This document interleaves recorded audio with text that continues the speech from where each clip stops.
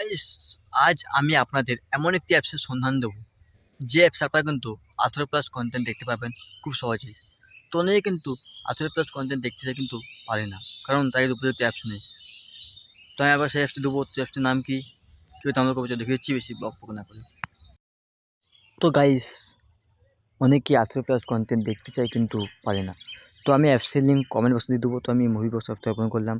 ওপেনই করি না, পরে আমরা একটু ওয়েট করবো যেহেতু অ্যাড শো হতে পারে, ঠিক আছে।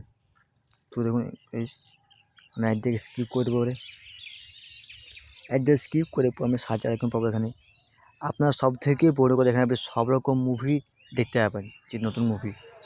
তো আপনি এখানে ওয়েব সাইজও দেখতে পাবেন। আমি যে সার্চ করে হয়তো ওয়েবসাইট দেখুন, কিন্তু এটা প্লে হচ্ছে। তারপর দেখুন কিন্তু এরকম অনেক ধরনের ওয়েবসাইট দেখতে পাবেন, ঠিক আছে।